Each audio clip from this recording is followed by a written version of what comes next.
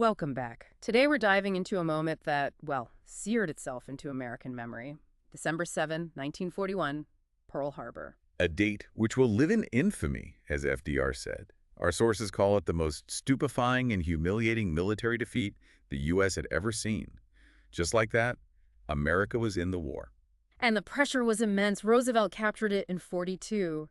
Never before have we had so little time in which to do so much. That's the core of our deep dive today. America's journey through World War II, from 41 to 45. We'll look at the huge strategic calls, the massive changes on the home front, and the turning points across two oceans. Right. And the very first big decision came immediately. The public outcry was deafening. Get Japan first. Pure fury, demanding revenge. Understandable, of course. Yeah. But Washington, the strategic planners, they stuck to the existing plan, the ABC-1 agreement with Britain. Germany first. Germany first. The thinking was, if Hitler knocked out Britain and the Soviet Union, he'd be basically unbeatable. So he had to deal with the biggest threat first, then turn everything on Japan. That was the absolute foundation. It's fascinating how quickly the nation unified after the attack, though. Isolationism just evaporated overnight. Pro-Axis sentiment vanished. Yeah, and interestingly, unlike World War I, this war actually seemed to speed up assimilation for a lot of European immigrant groups. But there was that one glaring, terrible exception to the unity. A deeply troubling one, the treatment of Japanese Americans, mainly on the Pacific coast. Around 110,000 people. Executive Order 9066. It authorized their removal. And you have to remember, 2/3 of them were American citizens, forced from their homes, losing property, dignity, put into concentration camps. He was driven by fear, yes, but also long-standing racism. Even the Secretary of War, Stimson, admitted they were punching a tremendous hole in our constitutional system. In the Supreme Court. Upheld it. Yeah. In Korematsu v. U.S. in 1944. A decision that looks, well, terrible in hindsight. It wasn't until 1988 that the government formally apologized and paid reparations. About $20,000 per survivor. A stark contrast to the general unity. And back in D.C., the whole focus shifted, right? Completely. Yeah. By 1943, Roosevelt himself signaled the change. Dr. New Deal, he said, was retiring. It was time for Dr. Win the War. And Dr. Win the War delivered an economic shockwave. The Great Depression. Gone. Just like that. Military orders poured in over $100 billion in 42 alone. It was unbelievable. The U.S. became the arsenal of democracy. You look at the numbers, 300,000 aircraft, 76,000 ships, 86,000 tanks. Just staggering production. It wasn't just strategy, it was sheer industrial power. People like Henry J. Kaiser, Sir Launcelot, building ships in, 14 days? Incredible, but this wasn't just free enterprise kicking in, was it? Oh no, this required massive government coordination, top-down control. Like the War Production Board, the WPB? Exactly. They decided who built what, allocated materials, stopped things like passenger car production, and when Japan cut off natural rubber supplies from Asia, the WPB basically built a synthetic rubber industry from scratch. 51 plants. Amazing, and they controlled prices too. That was the Office of Price Administration, the OPA, essential for fighting inflation. They implemented price controls, rationing for things like meat, butter, which of course led to some black market activity. Naturally. And what about labor? Wages? The National War Labor Board, NWLB, they put ceilings on wage increases to keep things stable. But that caused friction. Right. Didn't labor leaders pledge not to strike? They did, but walkouts still happened. John L. Lewis and the United Mine Workers were a big example. It got serious enough that Congress passed the Smith-Connally Anti-Strike Act in 43. Letting the government seize striking industries. Yeah, if they were vital to the war effort. It showed how high the stakes were. And the workforce itself changed dramatically. Millions of men went into uniform. About 15 million, yeah. But you also had women stepping up in unprecedented numbers. Over 200,000 in uniform Wagers waves, spars, and non-combat roles. And Rosie the Riveter? The icon, yes. Over 6 million women entered the civilian workforce, doing industrial jobs men had left behind. This was huge. It even led to the government funding thousands of daycare centers. But was that change permanent? Sadly, no. After the war, about 2/3 of those women left the labor force. Many were pushed out by employers, by unions, wanting the jobs back for returning soldiers. It shows how deep those traditional gender roles still ran. The war also shifted demographics internally, didn't it? Massively. The Bracer program in 42 brought thousands of Mexican farm workers, mostly to the West. And the Great Migration. It accelerated hugely. About 1.6 million African Americans left the South for war jobs in the North and West. This really made race relations a national issue, not just a Southern one. Which fueled the Civil Rights Movement. Definitely. You saw the double V slogan emerge: victory over fascism abroad, victory over racism at home. Leaders like A. Philip Randolph used the threat of a march on Washington. To pressure FDR into action. Exactly. That led to the Fair Employment Practices Commission, the FEPC, to try and ensure fair hiring in defense industries. And you saw the founding of CORE, the Congress of Racial Equality, in 42, a more militant approach. We should also mention the unique role of Native Americans. Absolutely critical. About 25,000 served. And the Code Talkers, Comanches, and Navajos especially were invaluable, using their native languages for coded radio messages that the Axis powers simply couldn't crack. But this period also saw increased racial tension in cities, didn't it? Unfortunately, yes. Boomtowns were packed, resources were strained. You had the ugly Zoot Suit riots in L.A. in 43 against Mexican Americans and a major race riot in Detroit that same year. Growing pains and manifestations of prejudice. Okay, let's shift focus to the actual fighting. The Pacific theater started grimly. Oh, incredibly grim. Japan seemed unstoppable initially. Guam, Wake Island, the Philippines. They fell quickly. But there was that long holdout in the Philippines. Bataan and Corregidor. American and Filipino troops held out for 5 months. It was heroic, and crucially, it bought time, though it ended tragically with the Bataan Death March after the surrender. And General MacArthur's famous line. I shall return. He was ordered out to Australia, but he promised he'd be back. So what stopped the Japanese advance? 2 huge naval battles in mid-1942. First, the Battle of the Coral Sea in May. Historic because it was fought entirely by carrier aircraft. The ships never saw each other. And the really big one. Midway, June 1942. Admiral Chester Nimitz was in command. The U.S. Navy sank 4 Japanese aircraft carriers. Irreplaceable losses for Japan. Midway was the turning point, no question. After Midway, the U.S. strategy changed, right? Island hopping? Exactly, leapfrogging. Instead of trying to conquer every single fortified Japanese island, which would have been incredibly bloody, the U.S. would bypass the strong points. They'd seize less defended islands nearby, build airfields, and then hop over the next stronghold. And that worked. It did. A key success was capturing the Marianas in 1944, including Guam. Why was that so important?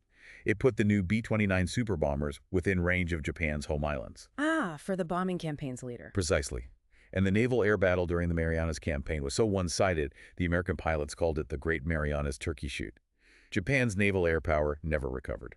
Okay, let's cross the globe to the Atlantic. U-boats were a major threat early on. A huge threat. German wolf packs were sinking Allied ships faster than they could even be built for a while. But the tide turned there, too, around 1943. How? Better technology, like radar, more effective air patrols, and critically, the British cracking the German Enigma codes. That gave the Allies a massive intelligence advantage. And on land in Europe, what were the key moments before D-Day? Well, 1942 was pivotal there, too. The British, under General Montgomery, finally defeated Rommel, the Desert Fox, at El Alamein in Egypt. Pushing the Germans out of North Africa eventually. Right. And arguably even more important, the Soviets managed to stop the German advance at Stalingrad, a brutal city-destroying battle, but it marked the limit of Hitler's push eastward. But Stalin was demanding a second front in France, wasn't he, to take pressure off the Red Army? Constantly. The U.S. and Britain weren't ready for that massive cross-channel invasion yet, so they compromised. In November 42, they launched Operation Torch. The invasion of North Africa, led by Eisenhower. That's right. Dwight D. Eisenhower. It was a success, and it led directly to the Casablanca Conference in early 43. Where Roosevelt and Churchill met. Yes, and they made some big decisions. Step up the war in the Pacific, invade Sicily next, and crucially, announce the policy of unconditional surrender. That was controversial, wasn't it? The idea that it might make the Axis fight harder. It was, and still is debated. Did it prolong the war by eliminating any chance of a negotiated peace? Or was it necessary to completely dismantle the fascist regimes? Good arguments on both sides. After North Africa came Italy. Churchill called it the soft underbelly. It turned out to be anything but soft. Mussolini was overthrown, yes, but the Germans dug in fiercely in the mountains. It became a slow, grinding, costly campaign that lasted almost until the end of the war in Europe, May 1945. Did it achieve much strategically? It did tie down significant numbers of German divisions that could have been used elsewhere, like in France, but some argue it delayed the main D-Day invasion. Speaking of which, the planning for D-Day involved all the major allies. Yeah. Oh, yes. The key meeting was the Tehran Conference, late 1943. Roosevelt, Churchill, and Stalin, the Big Three, met together for the first time. They agreed on the timing. The Soviets would launch a major offensive from the east to coincide with the Allied invasion from the west. And that Western invasion was D-Day, June 6, 1944. The largest amphibious invasion in history? Normandy. Eisenhower was supreme commander. Nearly 5,000 vessels. Success depended heavily on Allied air superiority, which they had achieved by then. Once ashore, the breakout was relatively fast. After some very tough fighting in the Normandy hedgerows, yes. General George Patton's armored divisions made spectacular advances across France. Paris was liberated in August 1944, a huge morale boost. But Germany wasn't finished yet. There was the Battle of the Bulge. Hitler's last gamble, December 1944. A massive counteroffensive through the Ardennes forest, trying to split the Allied armies. He created a huge bulge in the American lines. That's where the 101st Airborne held out at Bastogne. Yes. Surrounded, low on supplies. When the Germans demanded their surrender, the commander, Brigadier General McAuliffe, gave that legendary one-word reply. Nuts. Classic. After the bulge was pushed back, the end was near. It was. American troops reached the Elbe River in Germany in March 1945, where they met up with the advancing Soviets. A symbolic moment. And it was then that the full horror of the Nazi regime became clear. As Allied troops liberated the concentration camps, the world saw the undeniable evidence of the Holocaust.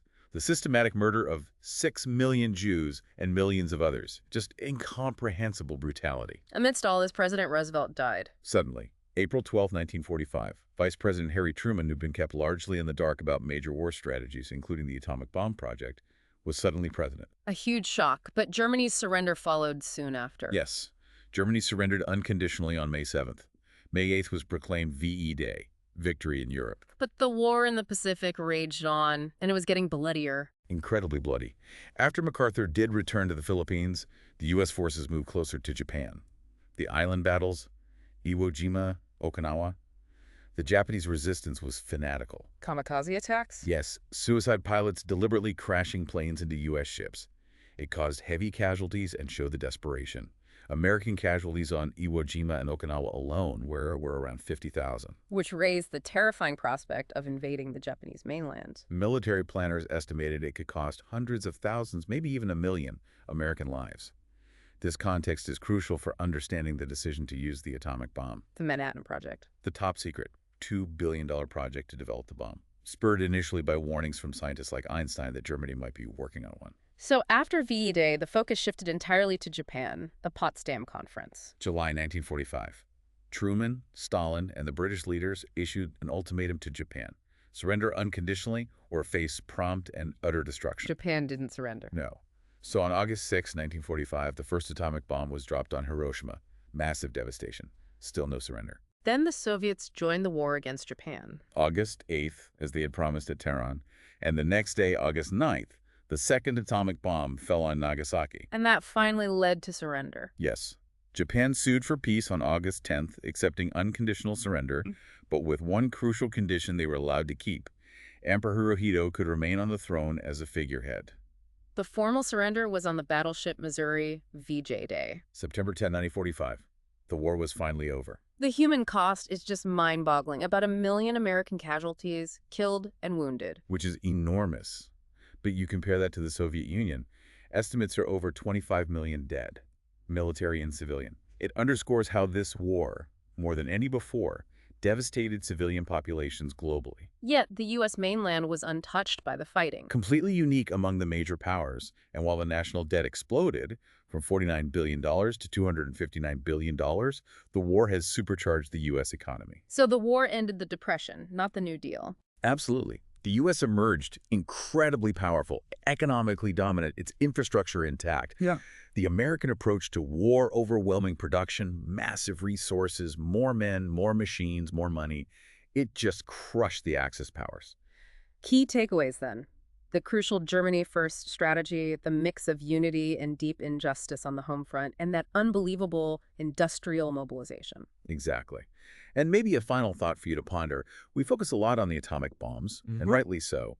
But conventional firebombing, like the raids on Tokyo, actually killed far more Japanese civilians. Some estimates say 4 times as many as the first atomic bomb. So the moral question is broader. I think so. It's about the deliberate targeting of civilian populations as a strategy, used by all sides to varying degrees in that war. That industrial-scale destruction of cities and non-combatants is a really grim legacy of modern warfare that we still grapple with today. A powerful point to end on. Thank you for joining us for this deep dive into America's experience in World War II.